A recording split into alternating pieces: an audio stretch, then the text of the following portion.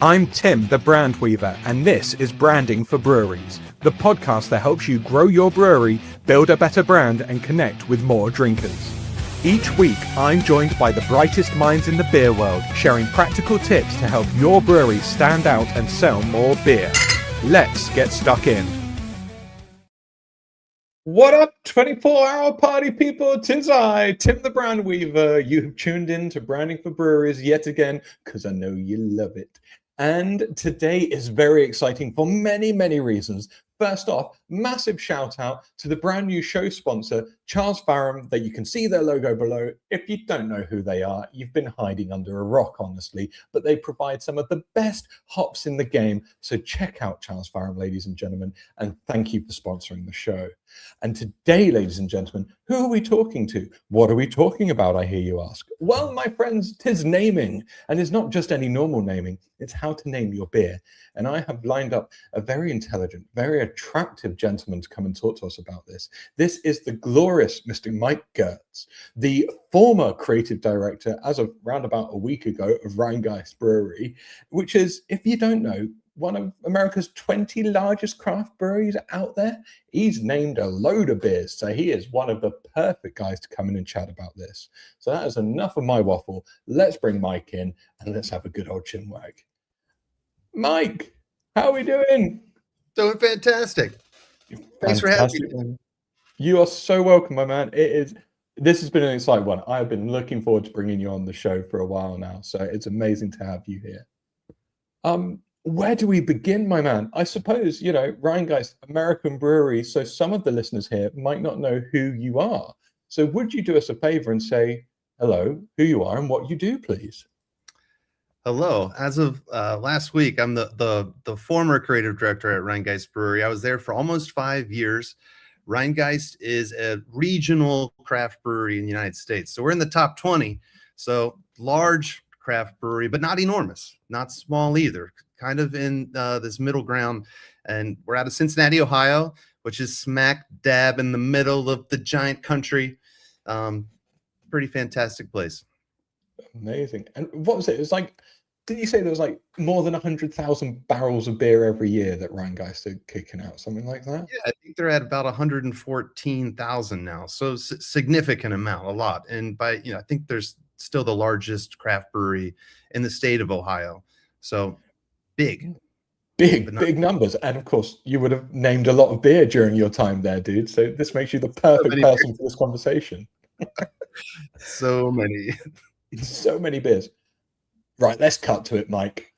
Why do you think naming beer has become like so much harder than 10 years ago, man? Okay, well, Rheingeist is a great example to demonstrate this. I joined the team in 2021, and at that time, the brewery was almost 10 years old. They started in 2013.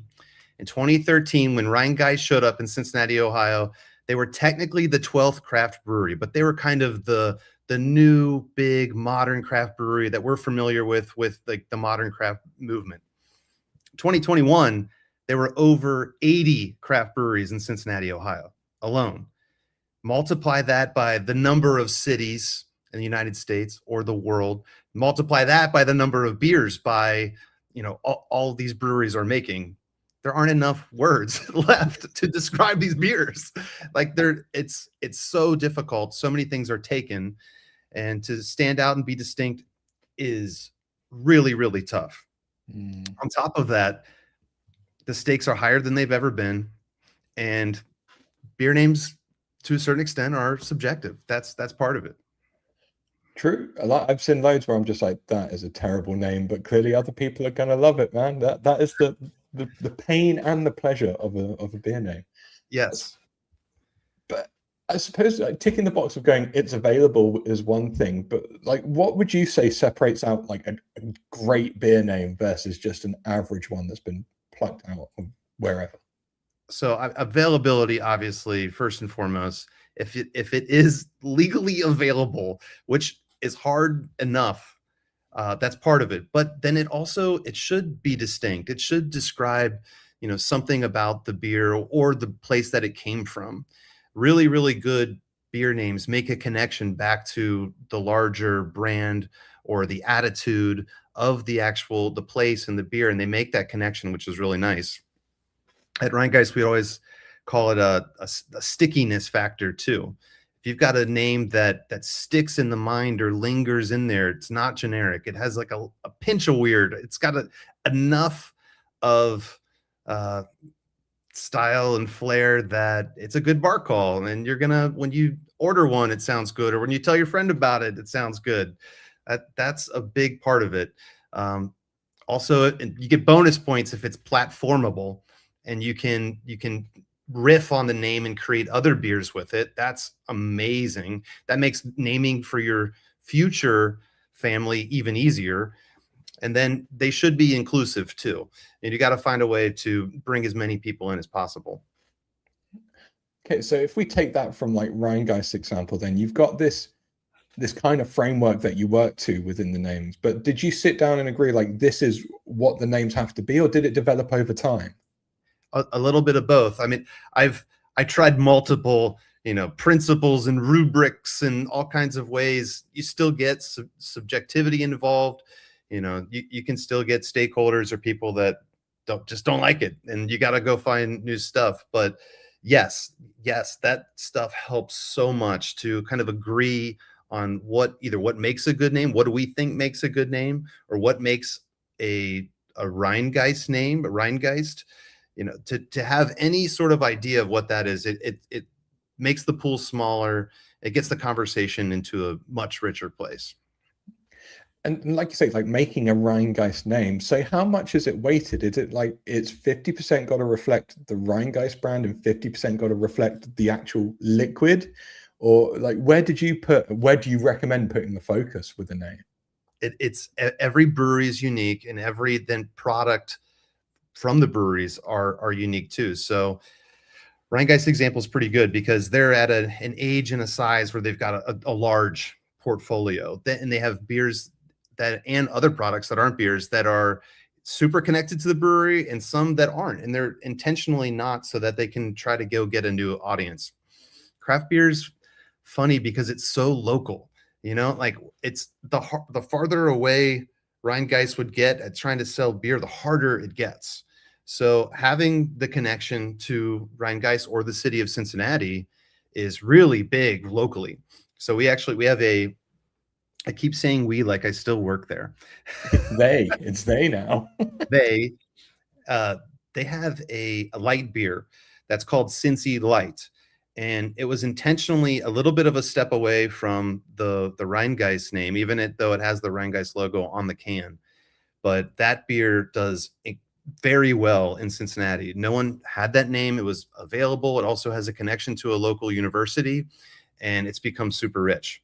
The flagship beer is Truth. It has super simple name. It was the first beer they had, Truth IPA. At the time, it was the first like really good West Coast IPA in Cincinnati. So people kind of got it. They're like, oh, this is the Truth. And because that had success, there's kind of a history of these super simple, little clever names at Rhinegeist. So the most geisty, we would call it, the most geisty names would be super simple, little clever, and platformable.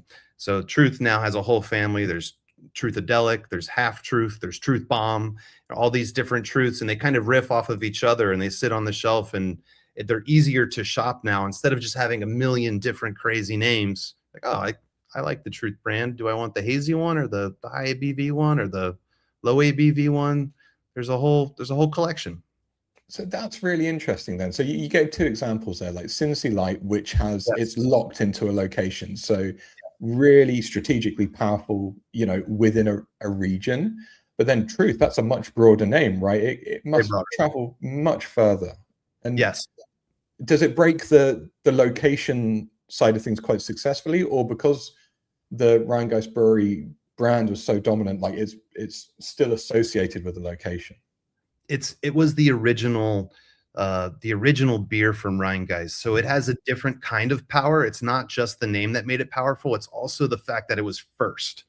So from a positioning standpoint, positioning consumers' brains, that name's been around for a minute, and it had a way higher chance of success in 2013 than it would have in 2026. I think if Rheingeist didn't exist and they showed up today and they made a beer named Truth, that it might not have the exact same power. But because it was first and there's been this building on it over time, it's been able to spread way farther than Cincinnati for sure. And I suppose, like you say, if they came out with Truth now, probably Truth as a name is going to be taken. Like, it's such a simple and easy word, right? You can't get that now. Oh yeah, can't imagine. It's would you say it's more of a brand strategic choice from the brewery? If they want to own a space, then they can leverage the location, the namings, and the cultural elements within that. But if they're growing, it's better to think broader, like the Truth naming. Yeah, I think so. And you probably want to hedge your bets at this point too, and kind of be working both strategies if you can. And it depends on your size too. I mean, if you're a small local brewery, it makes sense to own your neighborhood, own where you're from, like play on the funny things that people say or the weird sign down the street, like own those things, because people will get it and they'll think it's funny or they'll charming and they'll understand it. The farther away you get, the harder it is, but that's where you might want to try something that has broader appeal or relates to the entire region in a way. We Rheingeist came out with Cincy Light, and then immediately another brewery in Ohio, and we had success with it very quickly. Another brewery came out with Ohio Light, and they were trying to do the broader thing. And then at the same time, the same summer, Boston Beer, Sam Adams, which is enormous in the United States, they came out with American Light. So in one store, you could get the city, the state, and the country. Did anyone then release the World Light? Like, did they just win Earth Global Light? Yeah. So I've seen both sides of the spectrum, like some really creative beer names, but then on the other side, some like proper straight cut best bitter. Like, basically, this is the kind of beer. Like, there's no creativity to it. What's your advice when it comes to like what side of it you straddle in terms of like clarity or creativity? I think both are super, super important. I would avoid both extreme ends of the spectrum. If you zoom out even away from beer, people name things. We name our dogs, we name our babies, we name things on this planet. On one side of the spectrum, you've got scientific names, like the names of the animals that are, that anybody in any language can refer to. There are names of famous institutions. They're really straightforward. They're made for a catalog, organizational purposes. On the other side, I think of like cannabis strains and race horses and boat names. They're like intentionally supposed to be as silly as possible. That's what makes them fun. And beer is annoyingly in the middle, but like a little silly. So the subjectivity's all over the place, but finding that balance is really, really important. You don't want your beer to be as straightforward as, the genus and species of a particular bird. You don't want it to be so silly that it's people don't really take it seriously. Some really good names have found ways to straddle both and to, allude to the style of the liquid a little bit.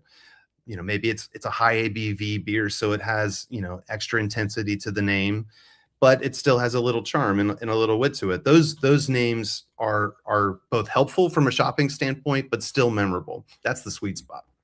Yeah, I like the way that you don't necessarily have to say high ABV, but there's a lot of language that suggests power and strength in there, right? So it's kind of the Easter egg naming element of it all. It keeps delivering. So when you and the team were coming up with names, like, would you, obviously you go, right, okay, these are available. We've got it down to a pool of 3 or 5 names. Do you then like just decide amongst yourselves how it works? Did you get the public opinion on it? Like, how did you come and how did you narrow it down to the one that went on the can?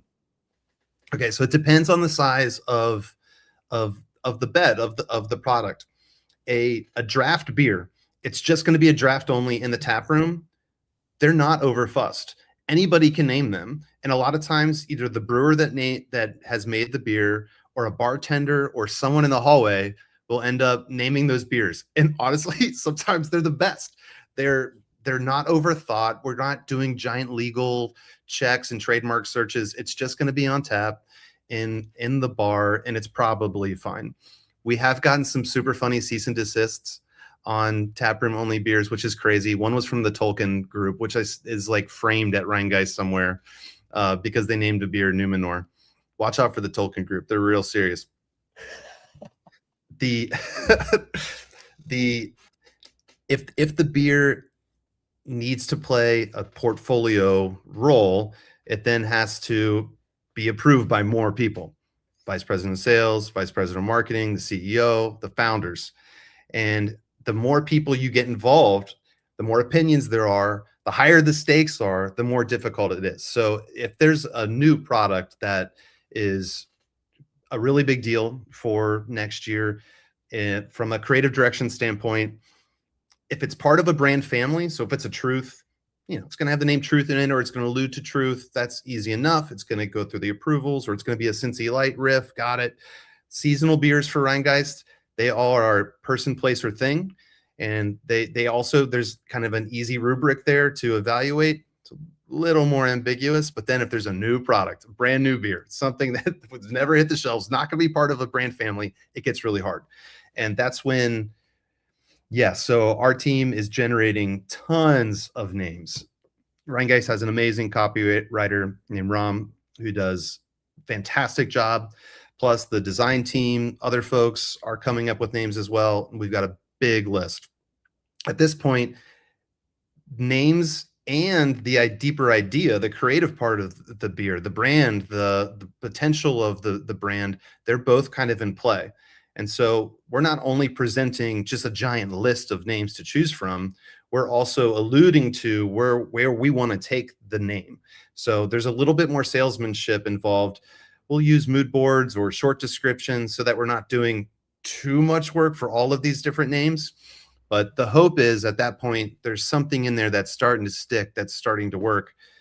Even with all of that, it's still sometimes very, very difficult because you're simultaneously, not only are you doing a trademark search, also going through Untapped to see, okay, it might not be trademarked, but if someone's using that name already inside of our market, we probably don't want to use it. It's that one feels like we're stepping on their toes. And then two, it's already in the consumer's mind somewhere. So the size of it, is it draft only? Is it on the shelf? You have to weigh all those things. 10 years ago, if a beer was being made with a specific name anywhere in our market, we wouldn't put it out there. The times have changed because so many things are being used. You can look up some names on Untapped and there'll be 40 beers named that name because no one's trademarked it. So everyone's kind of playing in the thing. All of those things have to be weighed. Those are really, really tough. You just wonder why more breweries just don't go down the beer one route, beer two. It's probably been done several times, right? Well, I wonder, I've had this funny thought that we've run out of names and that we're going to get to this place where, I remember in the 1990s when there were AOL screen names. Did you all have? Yeah, of course. Screen names, like the instant messenger names. I remember one of my friends' screen names. It was Gopher Nuts 420. Super silly, totally ridiculous. We're almost there in craft beer where we're going to have silly stuff plus some numbers with weird capitalization. Dude, I think you're onto something. What was it? It was Bring Me the Horizon's latest album. They use that kind of name. You put zeros in where there should be O's, and they're using various glyphs and stuff. Dude, I'd love that. That's got a nostalgic kind of millennial vibe to it. I mean, that's what our kids are going to be drinking. They're going to be drinking some numbers and symbols. Mate, okay, everyone, you heard it here first. It was Mike's idea. You got to shout him out. You got to credit him. But that's a wicked idea, buddy. I love that. Okay, so let's try and think about this from a process side of things to help people with their naming, because clearly Yeah. It's so damn hard. That's what the Yeah. title of the show is. So if I get this right, you set out what it is to be Geisty, Yeah. what Rheingeist is as a brand, Yeah. but then you come down into, right, what part of the brand is this? Like, is it part of the Truth brand? Yes. Is it part of the Cincy brand? Is it a new development? And then I suppose you have to set up a new set of boundaries within that area. Yes. Where do you look for inspiration at that point of going, right, well, we know what our main brand is, but so we're swimming in a slightly smaller swimming pool, but now we still need to be inspired and come up with something unique. So assuming it's not part of another brand family, those are all the, like, okay, those are the easy ones. If we're creating something new, it's still, if it's Rheingeist specific, so we're at least in that pool. The next place, you've got the liquid and the consumer. So the liquid is going to hint at a specific occasion, a drinking time. Hazy drinking occasion might be different than a session, different than, super high ABV. Is it a fruited beverage? Is this a fruit beer? Is this a summer thing? Is this a winter thing? Like, those all are going to help significantly too. So is this almost like a better for you super locale play? Or is this a classic West Coast IPA? And we want to be forward about the hops. Maybe it's single hop, and then you can use the name of the hop inside of all of those ways will help craft from a stylistic standpoint of the product that's been made. And then you've got your consumer.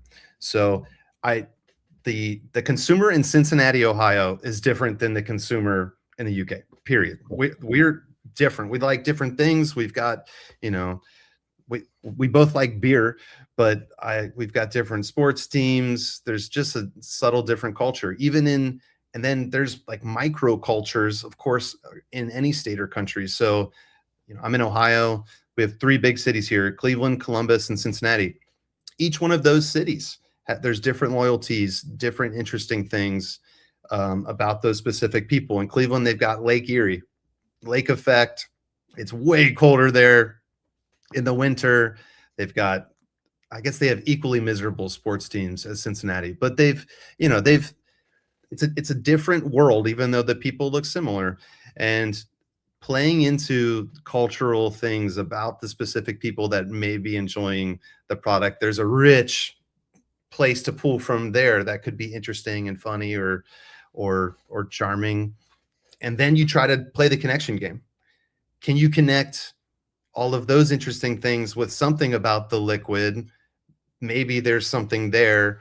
And through it all, you're in a room with people just, having fun, throwing out interesting names. And a lot of times the ones that we all start laughing at, or like, oh my, that's so weird. There's usually something there. And you put a little star and you're like, okay, that one's pretty good. I like that one.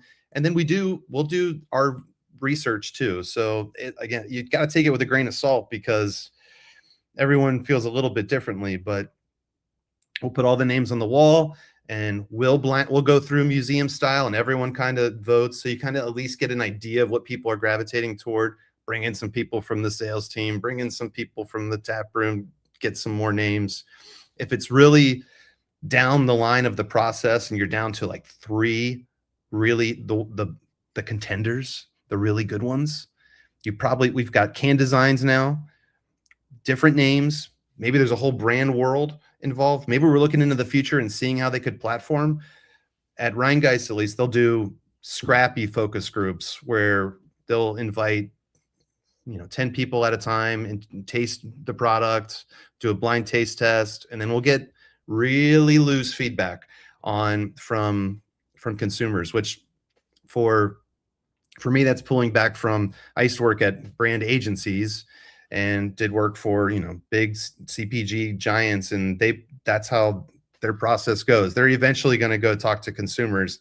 I think they take it way too seriously. What Joe from Kansas City says could affect their final brand. But if you go into that space and you're just having a conversation with folks, you'll learn, oh shoot, I didn't realize people were going to make that association with this. That's actually awesome and weird. oh my gosh, now I've got ideas on how to activate this thing. Or you might find a red flag and someone could say, actually, one of the words in your name is offensive for these reasons. Maybe you didn't realize that. And then that one gets a big strike through. So that has helped us a lot in making, the very end decisions, picking the right thing. I can just visualize you like with the CSI crime scene board with like loads of names and red ribbon kind of connecting the dots, being like, yeah, if we put that word there with that, it works. That's exactly how it is, right? Exactly. It's exactly like that. Like I was staring into the studio. No, you mentioned that like a red flag, which is completely possible. Like you've come up with a name, you think it's great, and then all of a sudden someone out of nowhere will be like, you can't use that. Like when's the right time for a brewery to walk away from something like that? Because one person just goes, you can't use that. Are we safe? Or what's your advice on that? Yeah, it's there is some gray area sometimes because words have multiple meanings, and there are so many cultures and languages and understanding where you're at. But yeah, if you start, I mean, the second you are feeling that, it's probably a sign. It's probably out. But for the most part, the size of the company that Rhinegeist is, they're going to walk away from anything that is even close to being, mildly insensitive. They're not going to do that. But then the legal ramifications for that are actually more difficult to navigate. In 2026, what something is going to be insensitive or not, especially when you get the context, and after a quick Google, you're going to be able to figure that stuff out.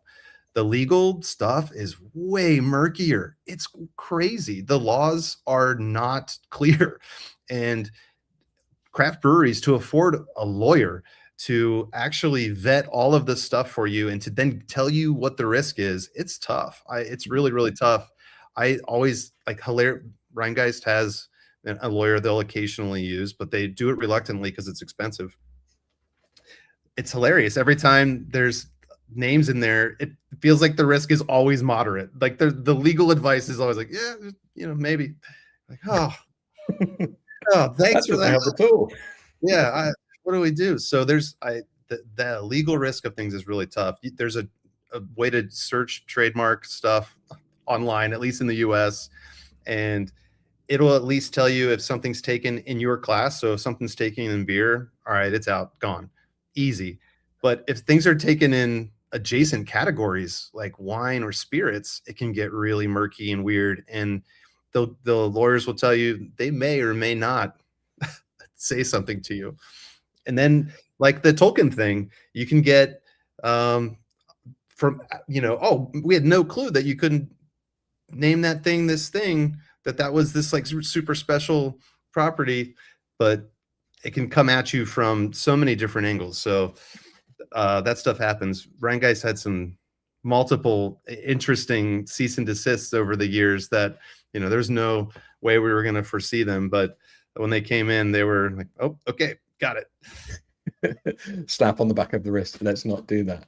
Yeah. So there's the legal potholes, there's the trademark consideration, keeping it on brand.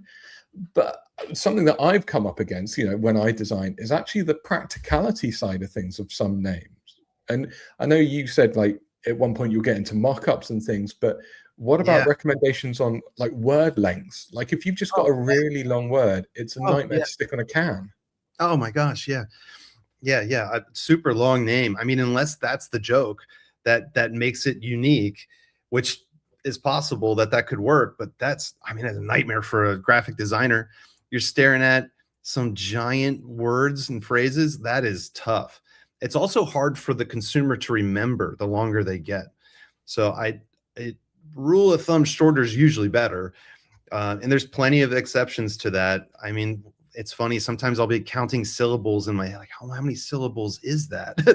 Like that's too many. That's like, there's no way that's not a good bar call. No one wants to go order something that has that many words in it. In the designer thing, have you experienced this where you're trying to make a logo out of a word and you're staring at it?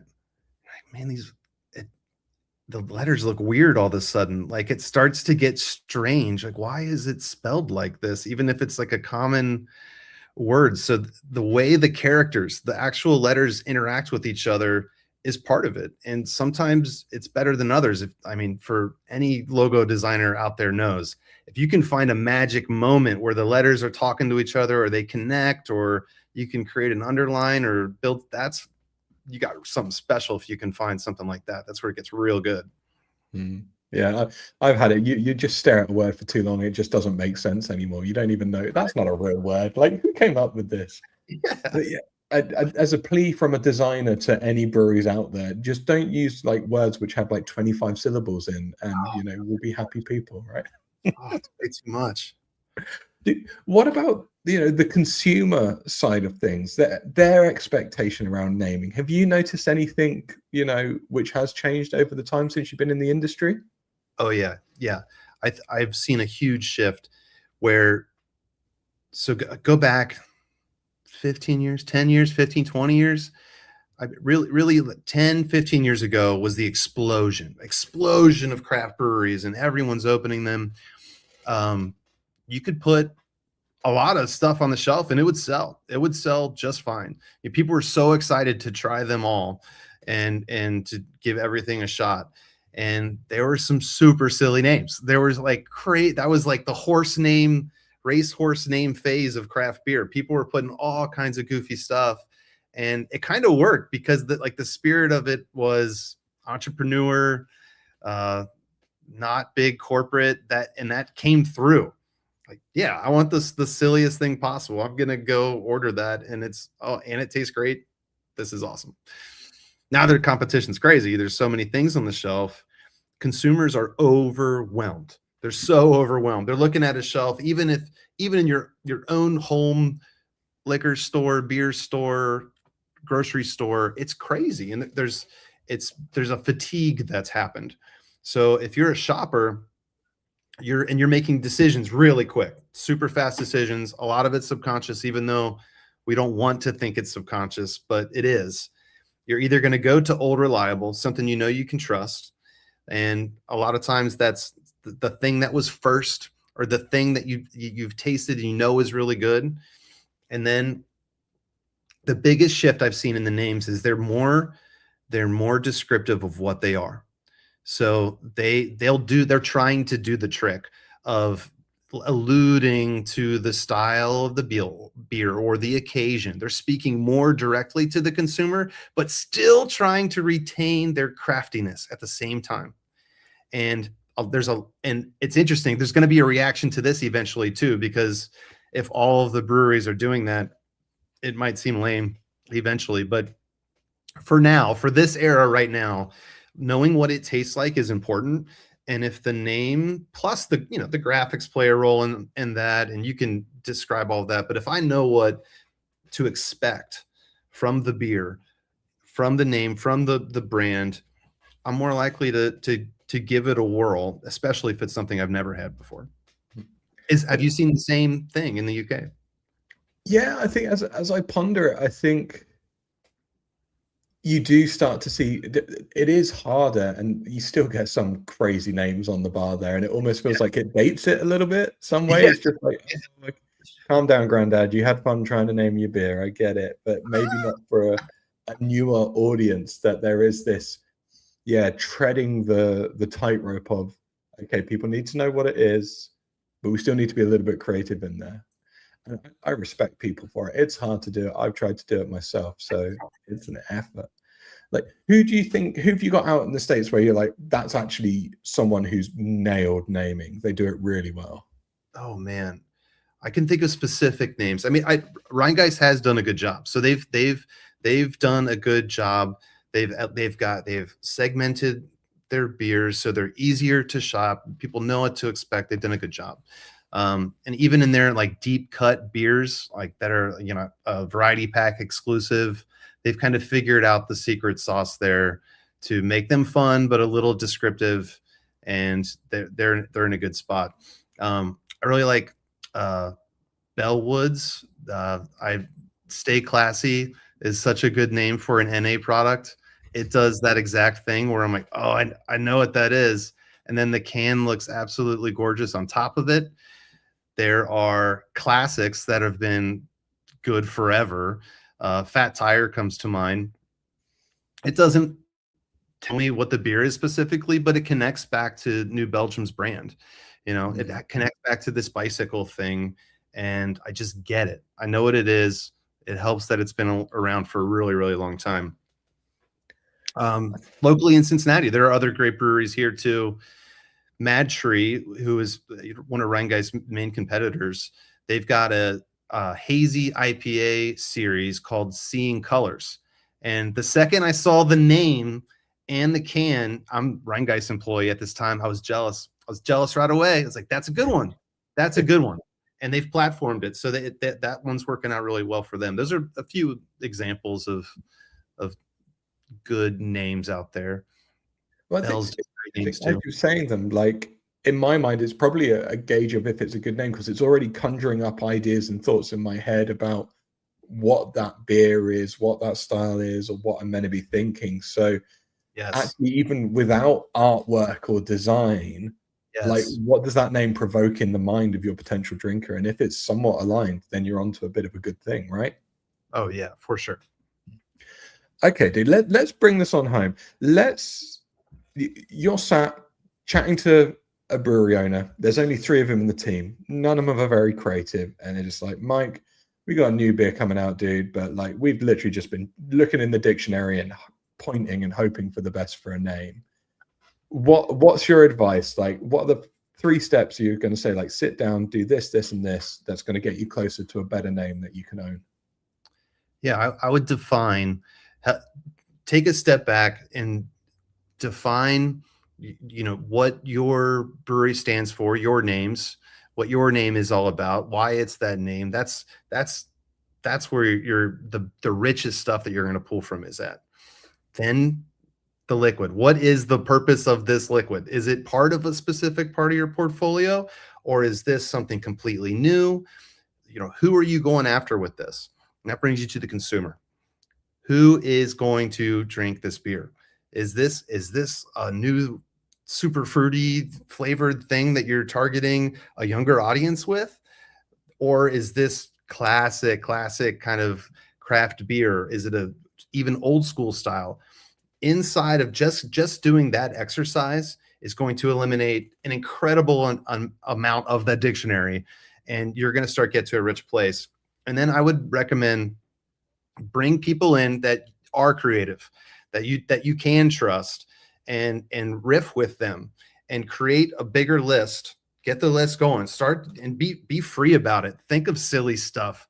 Write all the weird stuff that comes down in your head. Don't be precious about it. Don't overthink it. Go crazy. And then you're going to have this garden of stuff. And you can try to start to evaluate where everyone laughed when we did that one. Oh, that one it's describing the liquid and it's still a little funny. Like, that's really good. Oh, this one's got a deep cut connection to our brewery that has amazing storytelling potential. Now you've got a small list that you can go vet it yourself, look them up online, see if they're taken or not. You'll have a good idea after Google search, trademark search, if you've got it in your country.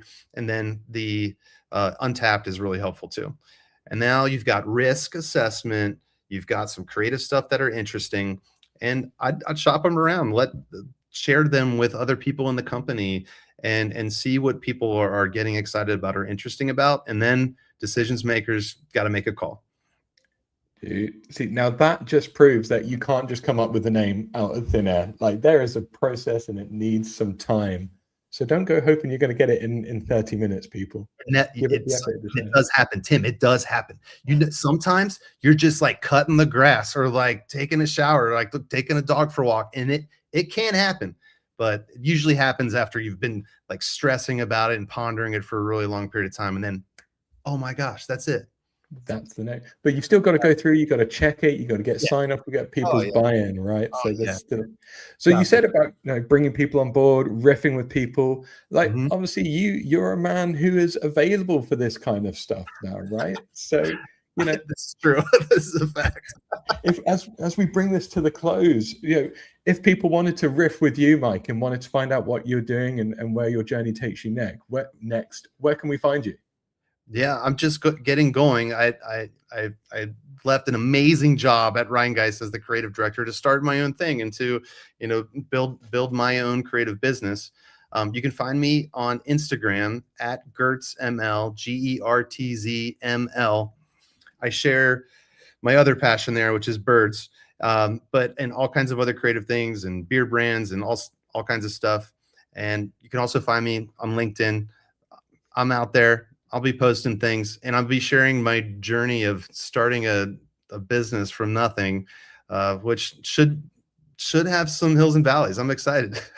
Dude, well, we'll put all your links in the show notes so people can get those, my man, so people can follow along with you. And Awesome. for everyone who has tuned in today, I know we've got some people leaving comments now. It's amazing. Thank you for contributing. Stay tuned, guys. We've got more and more phenomenal guests coming up, just like the incredible Mike. Mike, my man, thank you so much for your time today, buddy. I really appreciate it. And Thank you so much. everyone else, we'll see you on the other side. Rock on. Cheers. That's a wrap on this week's episode of Branding for Breweries. If you got something great from it, hit follow, like, and subscribe on your favorite streaming app. Or even better, leave a review, share it with your brewery pals, or get in touch, because I want to chat to you. Rock on!